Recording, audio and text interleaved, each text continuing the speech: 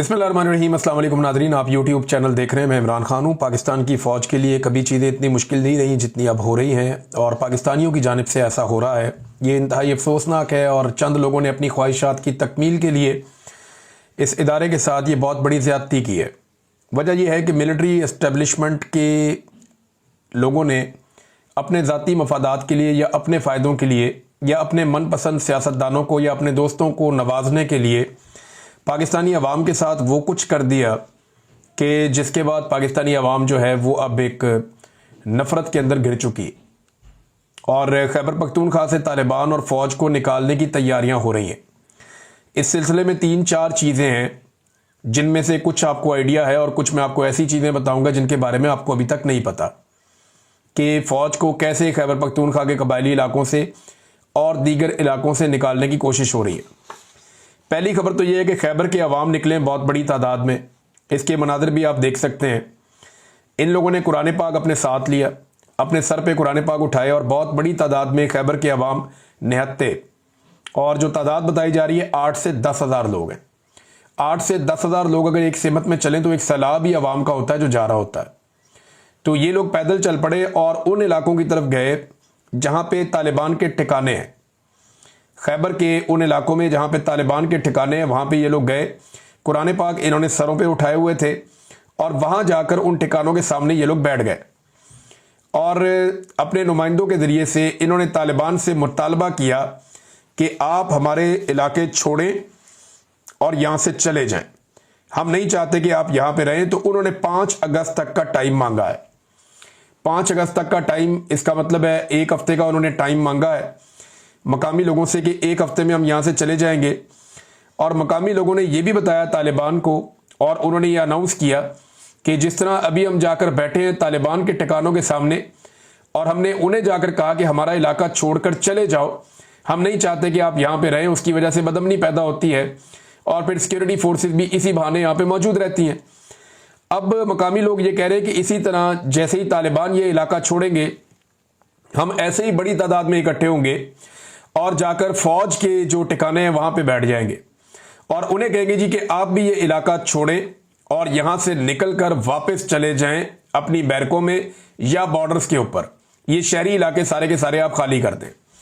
अच्छा, फौज ने किस कानून के तहत इन इलाकों पे अपना कंट्रोल किया, तो ये मैं अब आपको बताने वाला हूं, और ये बहुत इंपॉर्टेंट है। इसे जरा आप गौर से सुनिएगा, आपको समझ आ जाएगी। खैबर पख्तूनख्वा में एक लॉ है, इसे आप गूगल करके भी देख सकते हैं। इस कानून को कहते हैं actions in aid for civil power. ये 2011 में इसको रेगुलेट किया गया था।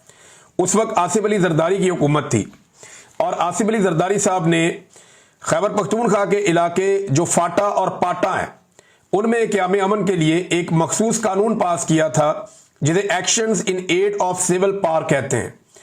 ये कानून नाफिज होने के बाद फौज को बहुत सारे इख्तियारात मिल गए थे इन इलाकों में, यानी लोगों को अगवा कर सकते थे, गिरफ्तार कर सकते थे, इन्वेस्टिगेशंस कर सकते थे, हिरासत में रख सकते थे, और वहां पे ऑपरेशंस वगैरह मुख्तलिफ जगहों पे ये अपने आर्जी या मुस्तकिल ठिकाने बना सकते थे। तो फौज को बहुत सारे इख्तियारात इस कानून के तहत मिल गए थे। बाद में जब पाकिस्तान तहरीक इंसाफ की हुकूमत आई 2018 में, और फाटा मर्ज हो गया, फाटा जब मर्ज हो गया, खैबर पख्तूनख्वा का हिस्सा बन गया, तो फिर शाह फरमान साहब ने एक नोटिफिकेशन जारी किया था, और इमरान खान साहब इसके पीछे थे नोटिफिकेशन के, यानी इमरान खान साहब की मर्जी से ये नोटिफिकेशन जारी हुआ था। और इस नोटिफिकेशन के जरिए से, जो गवर्नर का नोटिफिकेशन था, उसके जरिए से फौज को पूरे सूबे में यही इख्तियार दे दिया गया, actions in aid of civil power. देखिए, पाकिस्तान तहरीक इंसाफ भी माजी में गलतियां करती रही है। यह मामला अदालत के अंदर चैलेंज हो गया था। ह्यूमन राइट्स वालों ने, पॉलिटिकल पार्टियों ने जाके चैलेंज कर दिया कि यह बड़ी ज्यादती है, फौज को वो इख्तियारात दे दिए गए हैं खैबर पख्तूनख्वा के पूरे सूबे में जो पहले कबायली इलाकों में उनके पास थे 2011 में, और अब पूरे सूबे में उनको वो इख्तियारात दे दिए गए हैं। तो ये इंसानी हकूक की खिलाफ वर्जियां हो रही हैं, ये जुल्म है, मावरा अदालत चीजें हो रही हैं, ये नहीं होनी चाहिए। इससे दहशतगर्दी में और बेचैनी में इजाफा होगा। पेशावर हाई कोर्ट ने जो फैसला दिया, वो फैसला पेशावर हाई कोर्ट ने यह दिया कि ये फौरी तौर पे actions in aid of civil power, इसके तहत फौज को जो भी इख्तियारात दिए गए हैं खैबर पख्तूनख्वा में, उन्हें खत्म कर दिया जाए, क्योंकि ये इंसानी हकूक के खिलाफ है। मैं आपको सादा सादा समरी बता रहा हूं। अदालत ने इसे खत्म कर दिया, लेकिन एडवोकेट जनरल जो था खैबर पख्तूनख्वा का, यानी खैबर पख्तूनख्वा की हुकूमत का जो वकील था, उसने जाके अदालत से स्टे ले लिया। अभी भी ये केस अदालत के अंदर जो स्टे हुआ है, ये खैबर पख्तूनख्वा की हुकूमत के वकील ने स्टे किया हुआ है। खैबर पख्तूनख्वा की हुकूमत यानी अली अमीन गंडापुर अभी अपने एडवोकेट जनरल को जाकर ये कहें या बुलवाकर ये कहें कि आप अपना स्टे वापस उठा लें, तो फौरी तौर पे अदालती फैसला मौजूद है, जिस फैसले की मौजूदगी में फौज के ये इख्तियारात जो उन्हें इजाफी मिले हैं, चाहे वो कबायली इलाकों में है, चाहे वो पूरे खैबर पख्तूनख्वा में है, वो इख्तियारात खत्म हो जाते हैं। यानी यहां पे फिर फौज जो है वो मुख्तलिफ लोगों के मकानों पे, इलाकों पे कब्जा नहीं कर सकती। वहां पे फौज जो है वो इस तरीके से ऑपरेट नहीं कर सकती जैसे वो इस कानून की मौजूदगी में करती है। तो बहुत सारी चीजें जो है उनका लीगल कवर एक खत्म हो जाता है जो इस वक्त तक मौजूद है। लिहाजा पाकिस्तान तहरीक इंसाफ ने ही ये ताकत दी थी फौज को कि पूरे सूबे के अंदर जैसे चाहे वो ऑपरेट करे। जरदारी साहब ने ये फाटा और पाटा की हद तक दिया था जब ऑपरेशन हो रहे थे 2011 में, लेकिन बाद में पाकिस्तान तहरीक इंसाफ ने पूरे सूबे के अंदर ये दे दिया था और पाकिस्तान तहरीक इंसाफ के ही एडवोकेट जनरल ने इस मामले पे एक स्टे लिया हुआ है अदालती ऑर्डर के खिलाफ। अगर वो स्टे वापस उठा ले तो ये कानूनी जवाज मिलिट्री एस्टेब्लिशमेंट या फौज के पास खत्म हो जाएगा कि वो खैबर पख्तूनख्वा में जिस तरह अभी ऑपरेट कर रही है इसी तरह ऑपरेट करती रहे। इसी हवाले से एक और बड़ी डेवलपमेंट है। एक तो मकामी लोग ये चाहते हैं खैबर पख्तूनख्वा के फौज अपनी छावनियां खत्म करे, जो इजाफी जो आबादियों के अंदर बन गई हैं, जो बॉर्डर्स के अलावा वो आ गए हैं मुख्तलिफ इलाकों में। तो मकामी लोग ये चाहते हैं कि वो मामला अब खत्म हो और चीजें नॉर्मलाइज हों। अब इसके अलावा जो है पाकिस्तान तहरीक इंसाफ की जानिब से भी एक बड़ा सख्त पैगाम आया है।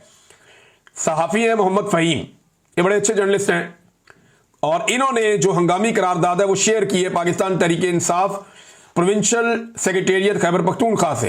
ये जो करारदाद है ना, ये बड़ी इंपॉर्टेंट है। इसको आपको सुनना पड़ेगा और समझना पड़ेगा कि एक्चुअली पीटीआई करने क्या जा रही है। ये बड़ा सख्त कदम है जो अब उठाया गया पाकिस्तान तहरीक इंसाफ की जानिब से। इस करारदाद के मुताबिक तहरीक इंसाफ खैबर पख्तूनख्वा की तंजीमी कमेटी ने अपने 28 जुलाई 2025 के हंगामी इजलास में पूरे खैबर पख्तूनख्वा बिलखसूस जमशुदा इजला में पुरअमन शहरियों पर जारी रियासती तशद्दुद बिलखसूस 27 जुलाई 2025 के सानह तीरा की शदीद तरीन मजम्मत की है। कमेटी का मौक़िफ़ मुतफ़िक़ा तौर पर यह है कि आईन पाकिस्तान के आर्टिकल 245 के तहत तवील फौजी तैनाती ने एक ऐसा माहौल पैदा कर दिया है जहां ताकत बेकाबू हो चुकी है और जवाबदेही अमलन गैर मुअस्सर है, जिससे बुनियादी हकूक पामाल हो रहे हैं और मकामी अमन तहस नहस हो रहा है। कमेटी वफाकी हुकूमत से पुरजोर मुतालबा करती है कि 15 दिन के अंदर आर्टिकल 245 के तमाम नोटिफिकेशंस मनसूख करके जमशुदा इजला से फौजी दस्तों के इनखला का बाकायदा ऐलान करे। इस मकसद के लिए खैबर पख्तूनख्वा असेंबली में मौजूद पाकिस्तान तहरीक इंसाफ के तमाम अरकान को हदायत की जाती है कि वो इसी मुतालबे पर मबनी करारदाद फौरन ऐवान में पेश करें और इसकी मंजूरी के लिए दीगर जमातों की हमायत को यकीनी बनाएं। समझ आ रही है आपको? पीटीआई ने बड़ा कैटेगोरिकली और क्लियरली ये मुतालबा कर दिया है कि जितने भी खैबर पख्तूनख्वा के इलाके हैं वहां से फौजी दस्तों का इनखला बाकायदा ऐलान करके किया जाए और 15 दिन के अंदर अंदर आर्टिकल 245 के तमाम नोटिफिकेशन जिनके तहत फौज को बुलवाया जाता है वो मनसूख किए जाएं। सूबाई हुकूमत को उन्होंने कहा कि इस हवाले से करारदाद पेश की जाए जिसको मंजूर करवाया जाए ताकि एक सूबाई हुकूमत का या अवामी तौर पर इसके ऊपर एक ठप्पा भी लग जाए। और साथ ही उन्होंने कहा कि तंजीम खैबर पख्तूनख्वा को हदायत जारी करती है कि एडवोकेट जनरल खैबर पख्तूनख्वा को अहकाम दिए जाएं कि वो सुप्रीम कोर्ट में एक फौरी दरखास्त दायर करे ताकि 22 दिसंबर 2023 का हुक्म इम्तनाई वापस लिया जा सके। ये वो मामला है पेशावर हाई कोर्ट के फैसले के खिलाफ जो एडवोकेट जनरल चला गया था खैबर पख्तूनख्वा का 22 दिसंबर 2023 को एक हुक्म इम्तनाई ले लिया था। तो वो जो पेशावर हाई कोर्ट में गया था वो फैसला वो कह रही अब उसका फैसला मुअत्तल किया गया था, लिहाजा वो दरखास्त वापस ले ली जाए, जो आर्टिकल 245 के दायराकार को महदूद करता है। एडवोकेट जनरल पर लाजिम है कि हर 2 हफ्ते बाद पेशरफ्त की तहरीरी रिपोर्ट तंजीमी कमेटी को पेश करें। कमेटी एक आजाद कमीशन के क्याम का भी तकाजा करती है जिसमें रिटायर आला अदालती जज और मुअज़्ज़िज़ सिविल सोसाइटी नुमाइंदगान शामिल हों। यह कमीशन साने तीरा समेत तमाम हालिया वाकयात की गैर जानिबदाराना और शफाफ तहकीकात करे, 30 दिन के अंदर अपनी रिपोर्ट शाया करे, जिम्मेदारान की निशानदेही करे और उनके खिलाफ सख्त तरीन कार्रवाई कानूनी कार्रवाई की सिफारिश करे। साथ ही तंजीम मुतालबा करती है कि न सिर्फ तीरा बल्कि ड्रोन हमलों और हर उस कार्रवाई पर फौरी तौर पर FIR दर्ज की जाए जिसके नतीजे में शहरियों की हलाकतें या जख्मी होने के वाकयात पेश आए हैं, ताकि क्रिमिनल तफ्तीशें मुकम्मल ज़ाब्ता फौजदारी के मुताबिक मंतकी अंजाम तक पहुंचे। बाकी दीगर मुतालबात भी हैं, लेकिन जो असल बात है वो यही है कि खैबर पख्तूनख्वा का एडवोकेट जनरल वो अपनी दरखास्त जो एक स्टे लिया हुआ है वो उठाए और स्टे वापस ले, ताकि फौज के पास जो इजाफी इख्तियारात हैं खैबर पख्तूनख्वा में वो ख़त्म हो। ये बात जो है यहाँ पे पाकिस्तान तहरीक इंसाफ ने भी कह दी, साथ एक करारदाद भी पेश की जाए। साथ ही जो मकामी लोग हैं वो तालिबान को भी जाने का कह रहे हैं, उन्हें जाकर पुरअमन तरीके से कहकर आए हैं और अब वो फौज के पास भी जाएंगे और उन्हें भी कहेंगे कि इलाका खाली करे। तो क्या फौज ये इलाका खाली कर देगी?